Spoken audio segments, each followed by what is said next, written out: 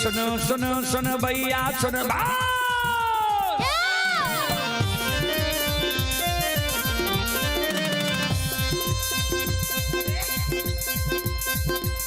ये सुनो सुनो सुनो भैया सुनबे गांव के बाबू भैया सुनबे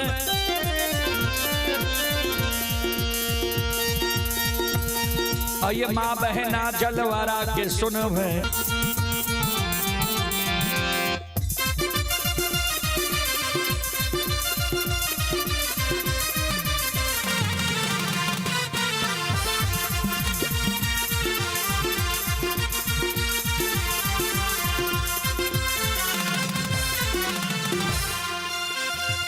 हे जो भाग के बेर भगवती के सुमेरा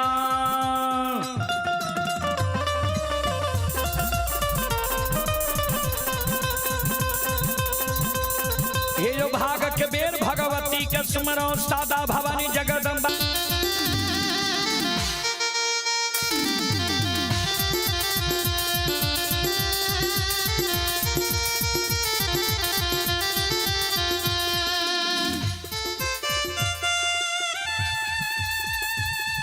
शिरोमणि त्रोदा बंधु माँ बहन बाबू भैया सब पूजी भगवान बसे छे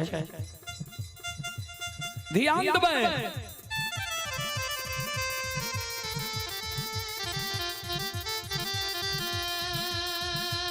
हे जो भक्ति के बस भगवान बसे छे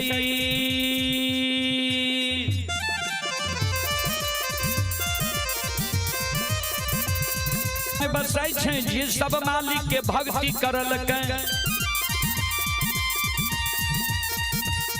आये मन तन धन से भजबे करल के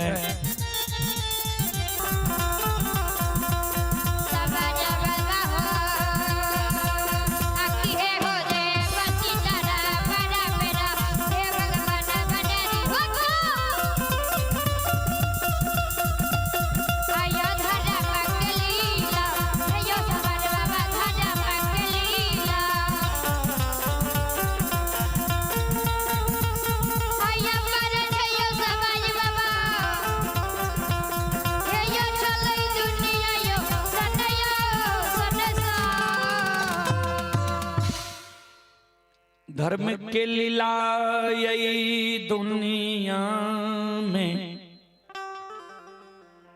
अगम अपार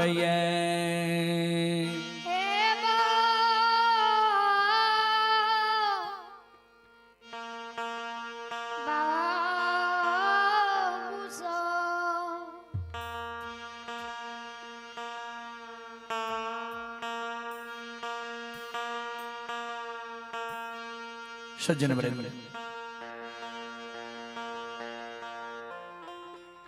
महीनात बाबा स्पष्ट रूप से वही सभा में कह दिल के जे 7 दिन के अंदर जो लक्षणाकारु के पूजा नहीं छोड़ते 8वें दिन 7 गात चंदन के चेला में लक्षणा के जला के मार देबे।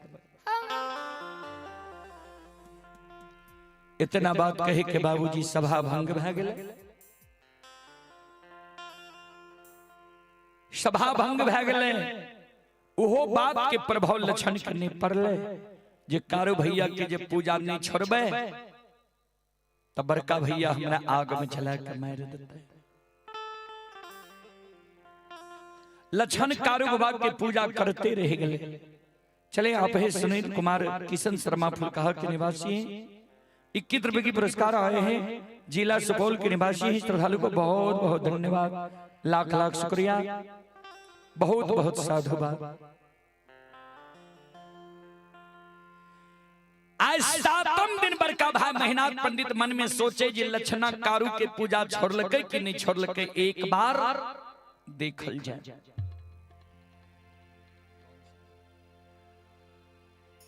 जय रास्ता से लक्षण जा रहे कारू बाबा के पूजा करेले,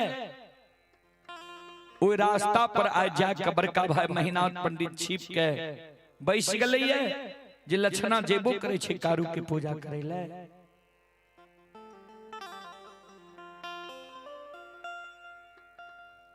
आय लक्षण सवेरे